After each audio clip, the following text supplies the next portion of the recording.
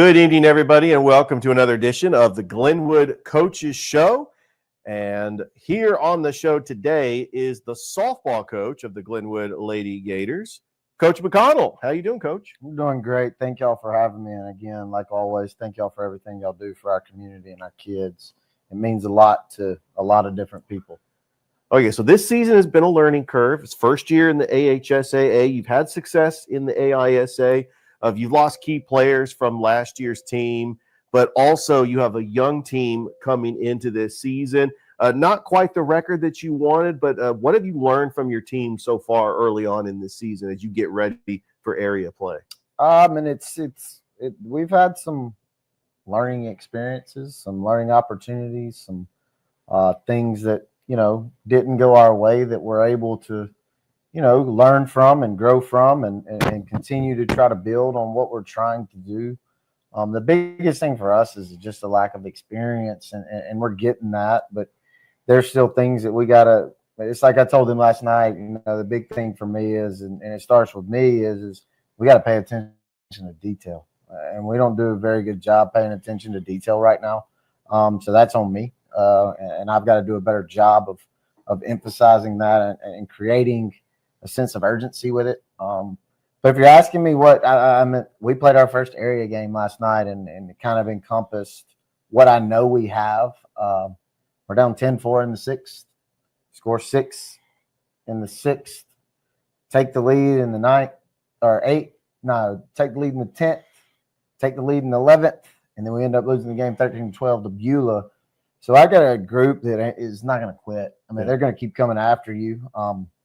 And it's like I tell them all the time, we don't have to be right all the time. We just got to make sure that we're where we're supposed to be, doing the things we have to do. And no matter what the board says, we're continuing to do what we know we're supposed to do. Like mentioned, you have a young team. You have some key contributors that have had experience playing the last couple of years. Talk about some of your leading hitters. I know we talked off camera about Clara Crisco. I mean, we know the athlete that she is, definitely on the basketball court. But just some of the other I mentioned, I looked at the stats, Claire Hargrove, Ava Burns. I mean, you've got some top hitters on your team. Just talk about some of the other key hitters on your team and who are some of your pitchers that have stood out this year. Right. Claire's leading. I mean, she's currently leading us in hitting. I mean, she's one of those ones that as a hitter, I can never let one pitch dictate an at bat, and she doesn't allow that to happen. She comes up in big situations and produces, and the big thing for her, she's not afraid of the moment. Like, she doesn't care that, it's 1-run game, 2 outs, runner on third. That doesn't bother her. People like Caden Henderson. Caden Henderson's another one of our leading hitters. She turned to slapping this year and has done a phenomenal job of figuring out ways to get on base. And it's like I tell them all the time, you can't win games if you don't touch first. So she's right now, she's sitting at the top of our lineup as a 9th grader and doing a phenomenal job. Claire Hargrove's been a huge plus at the plate in the way she's went about her business and the success she's had, but it's all because of the work she's put in.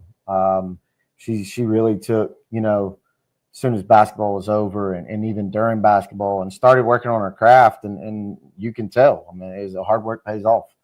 And then in the circle, we've had 2 that have really carried the load, and Brooke Morrell and Caroline Chapa. And I'll be honest with you, I can't be more proud of what they've done from how they compete. Has it always went our way? No, but they never shy away. They always want the ball, and they're always there. They always give us a chance to win.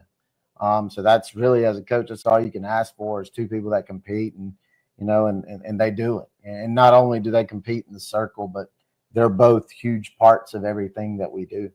So I mean, and there again, one of them's a freshman, one of them's a junior. So I mean, it has truly been. I'm not going to say I like losing because that's terrible, but it's truly been.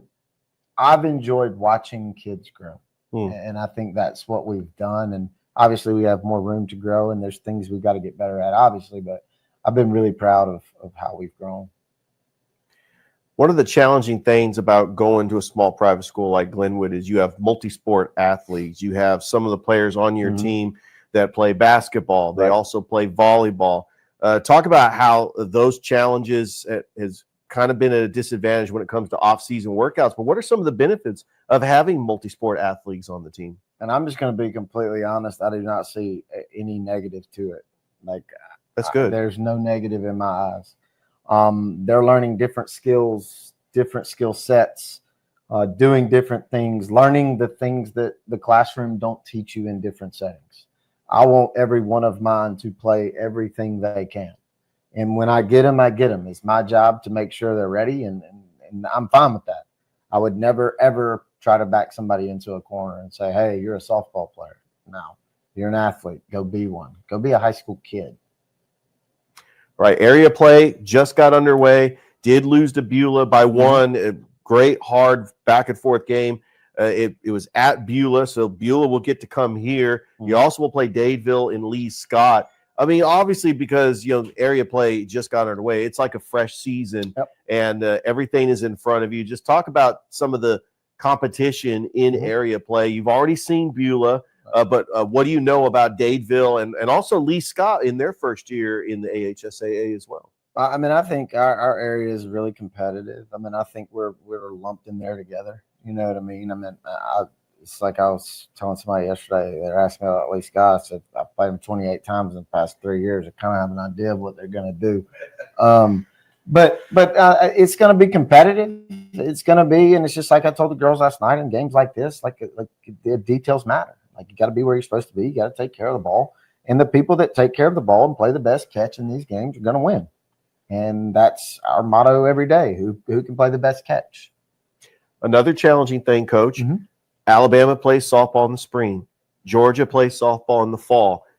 Trying to fill that non-region schedule. Yeah, you want to play Smith Station. The school's only 2 miles away. I mean, I know in the future, Central, Russell County, Valley, there are some schools in this area, but how challenging was it to fill that non-region schedule, especially when you don't have that luxury of scheduling Georgia teams because they play in the fall?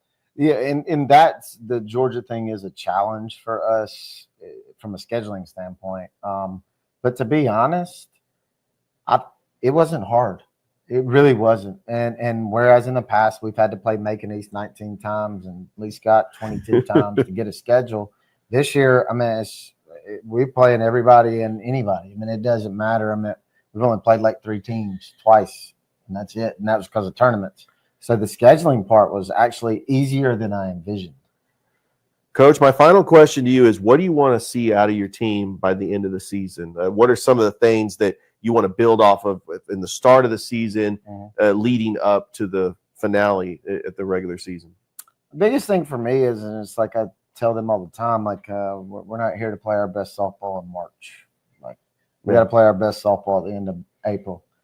Just watching us continue to grow, continue to learn. And the big thing for me is anytime you're struggling as a kid, it's easy to give up. But the big message, and I'm like, we're going to do something completely different out of the norm in practice today. We just got to stay in it and keep grinding. And if we keep grinding, we're going to be okay. But we just got to, it's my job to make sure that we're intentional about being present every day.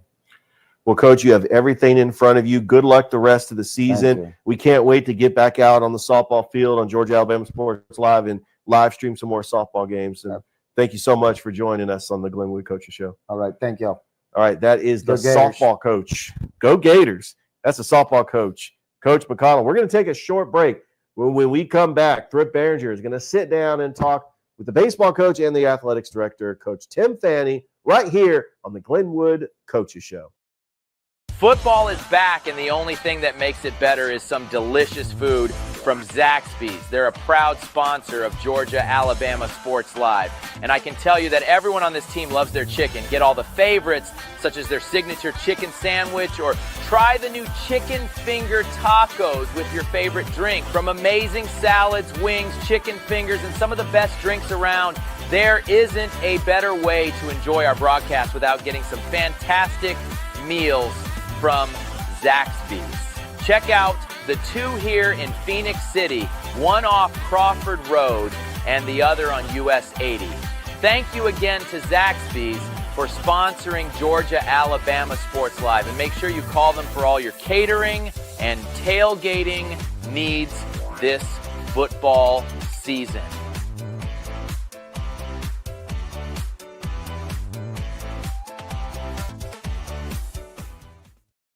Welcome back to the Glenwood Coaches Show here on Georgia-Alabama Sports Live, from the softball field to the baseball field. We're in the baseball clubhouse with athletics director and head baseball coach, Coach Fanning. Coach, thank you so much for joining us. Thank you, man. Appreciate you having me. Coach, we talked to you 2 weeks ago, and you kept winning ever since. You have not lost since the last time we talked, and you've beaten some good teams, including at Smith Station. You've also beaten Opelika, and we talked about all the teams that you've taken care of business. What have you learned from your team so far? We're about a quarter of the season in. What do you feel like you've learned so far this year? Well, I definitely think since Carter Judah has come back from his labrum injury and been able to play defense, I think we've kind of solidified things a little bit defensively. I think I was looking at it our last 6 games, we've given up, or at least the last 5 games, we've given up 3 or less hits for 5 straight games and made 1 or less errors, in 3 of those games with no errors. So that was something that, has been an emphasis for us and something we struggled with in the first week of the season, hence losing a couple of those games up in LaGrange because of that, for sure. But I think we're kind of settling in. Our pitching is kind of getting its stride, and guys' arms are getting, conditioned and going a lot longer in games and things like that. So Sykes looked like we're used to seeing him last week, and Hudson Campbell's been outstanding, and McCrane's been pretty much unhittable. Nick Torres he's actually done a great job too. Like he's been really good for us, and then Pender, haven't got to use him very much. Fortunately or unfortunately, however you look at it, but haven't been a lot of closing opportunities, but he's been lights out when he's come in. So I think we've just kind of settled down a little bit. Now we got to focus a little more intensity on a day-to-day basis and trying to get better at what we're doing.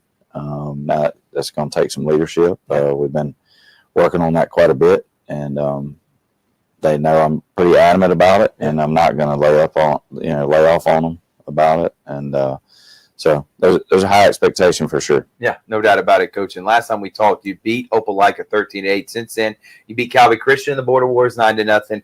Harris County 6-0, also in the Border Wars. Then Bethlehem Christian, another really good GIAA school. You won at Columbus, and then at Hopeville, and then, of course, at Smith Station. I do want to talk about the Border Wars. I thought it was a great turnout. Again, I know kind of condensed, again, from years past because of everything that's going on at Synovus. Next year, cannot wait for what it could potentially be. But talk about winning against Calvary, a good program. Harris County, they've been off to a fabulous start, 13-3, and then beating Bethlehem Christian, one of those schools in the GIAA is always in a Final Four or finals match. Talk about what that meant to go 3-0 here at the Border Wars, and how the tournament in general went for showcasing the beautiful facility here at Glenwood. Well, the weather was amazing. Well, the Thursday was a little iffy. Right. But after that, Friday and Saturday was gorgeous, and all the teams were phenomenal. Well behaved, great games. Matter of fact, honestly, besides the Calvary game, most of the games were really close. There was a lot of 1, 2, and 3 run games. There were not really any blowouts. Right. You know what I mean? So you like to see that as a coach. You want good competition and great baseball, and that's what we had for the better part of 3 days. So like you said, hopefully next year we can get Synovus back. We did it.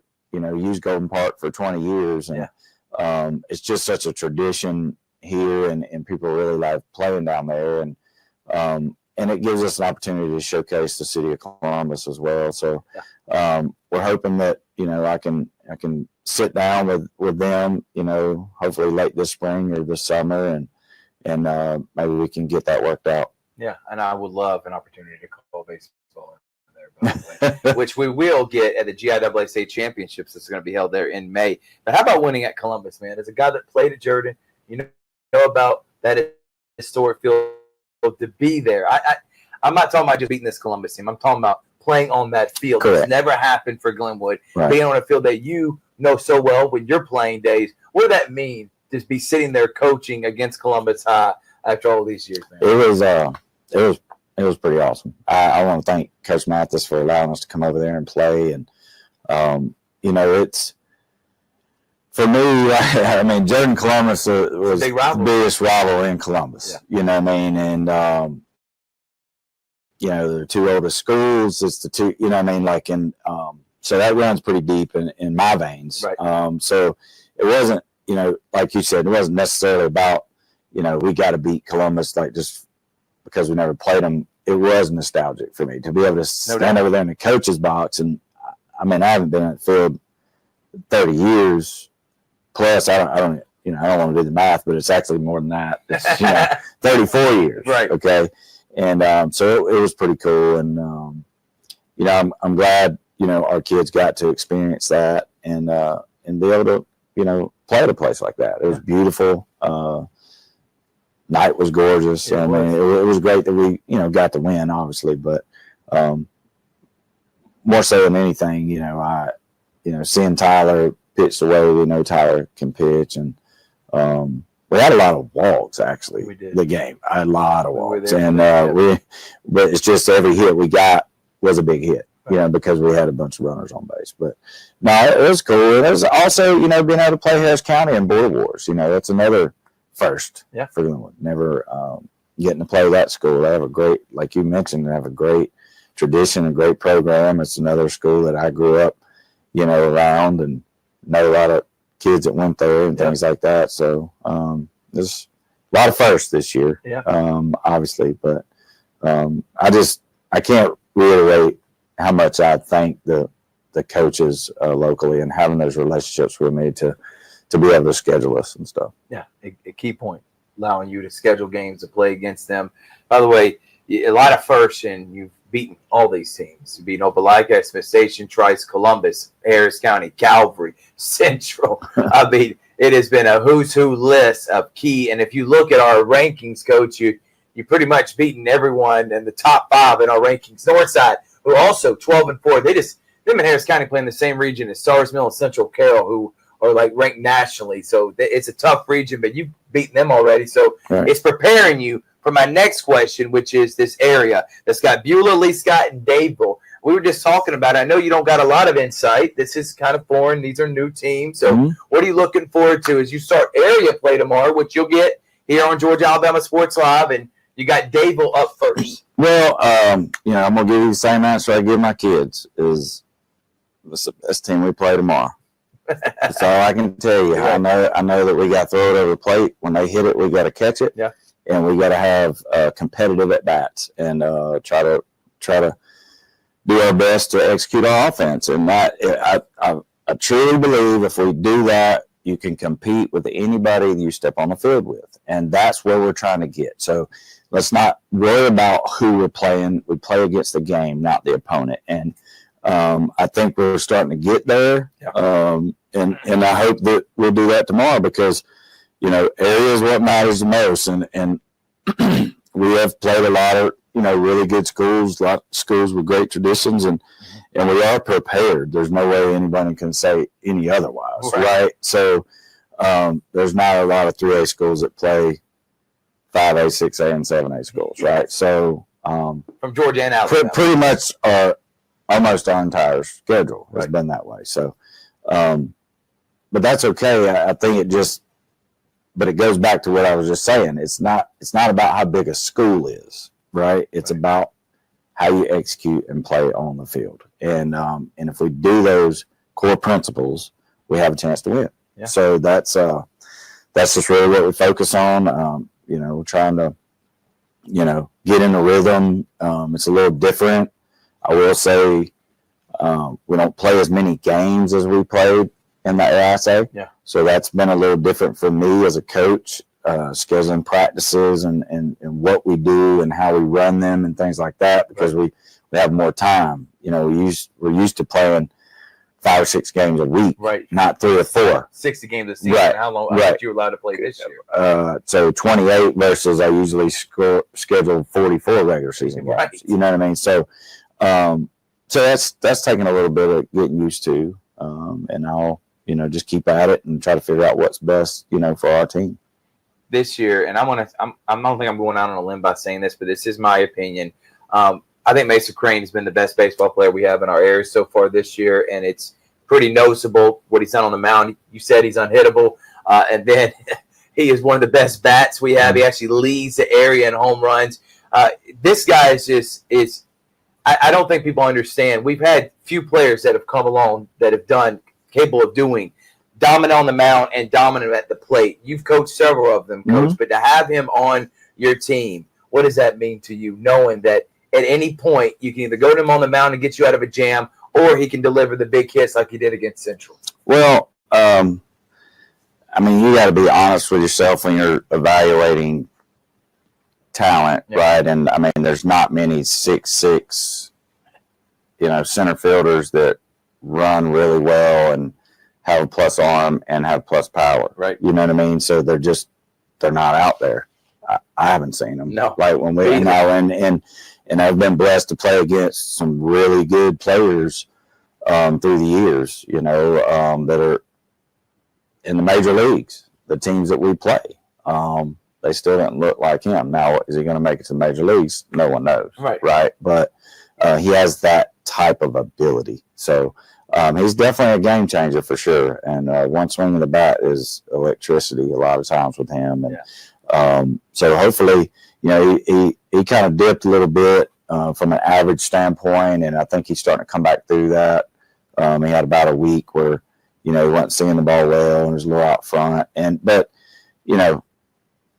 when you have his reputation and can do the things he can do, you're going to see a lot of off-speed pitches. You're going to see those things from him. But the thing is, we don't realize he's got 19 walks already. Holy smokes. You know what I mean? So, maybe his batting average is down a little bit, but his on-base percentage is through the roof because he's not swinging at a lot of bad pitches, which for a high school kid, that's hard to give to understand. Like, they're going to pitch around you, and then it's our job behind you to take care of that. So, and so far we've done a pretty good job of that. So, hopefully, because, there's guys behind him that can swing it.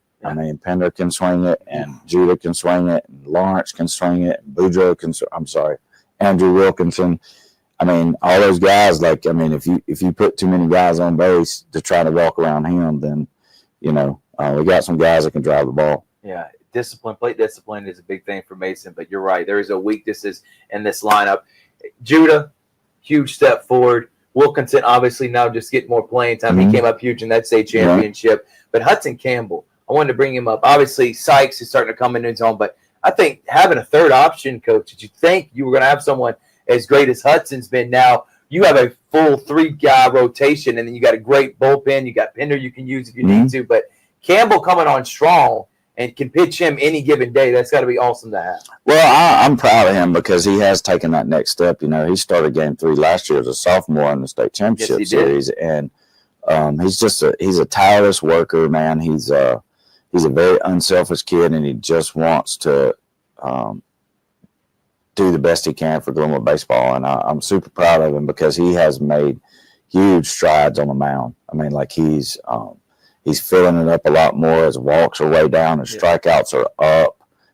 He's lasting longer in games. He's I'm telling you, this kid's a machine physically. He is. He recovers so fast. He's just, and he's a great outfielder too. You know what I mean? He's throwing guys out. He's, so I'm super proud of him. It does. It gives us depth, and like you said with Nick and Pender. We've got 5 legitimate arms that have been tested already in the first, I guess quarter of the season or third of the season, however you want to look at it. But it makes my job a whole lot easier for sure. Final question, Coach. What are some things you want to work on as you head into area play? You got spring break next week, and if you don't mind kind of updating the Glenwood family and community on what the plan is during spring break. We got Dadeville, our first area series, coming up tomorrow and Friday. Then we leave Monday for tournament down in Gulf Shores, and we're playing big school out of Illinois, another big school out of Arkansas. obviously don't know anything about them, but I figure if they're coming that far, they ought to be pretty good. They're gonna be decent. Gardendale, which is actually they're from North Alabama, and they have a good tradition of baseball and make the playoffs pretty much every year and win a couple games in the playoffs too. So those are some of the teams we're playing down there, and I'm really focused on us not being complacent with where we are, and that really it doesn't have much to do about baseball. It has to do with leadership qualities, focus, and just really focusing on making sure that everyone around you means more than yourself. And if we can do that, if we can show up every single day, even on a Monday after a long weekend, and understand what the grind is and what you have to do as a man and a leader when you don't feel like doing it. Right. You know what I mean? And that's where we need to go. I'm not worried about baseball. That takes care of itself on the field. We need focus and we don't need complacency. And then at the end of the day, if you do that and you play as hard as you can play, you can look yourself in the mirror and be okay with that. And that's what I want for this team. No doubt, Coach. You got off to a great start. Area game tomorrow, 5:30 is the time. Correct, Coach? Yes. Yes. I wanted to make sure that I was saying that right, because I know Calvary, they swapped theirs up. They did JV. Sometimes they do varsity, then JV, but is it just varsity? It's just varsity, one game. One game, 5:30. You can watch it on Georgia Alabama Sports Live. You can come up to the ballpark. Always a lot of fun, and get you a really good cheeseburger. Oh, so good. I'm sorry, Coach. So I've been good. to other places. There's been some good concession stands, but nothing beats this cheeseburger here So at good. Glenwood. So, Coach, thank you so much. Yes, sir. And we'll see you next time on the Glenwood Coach Show.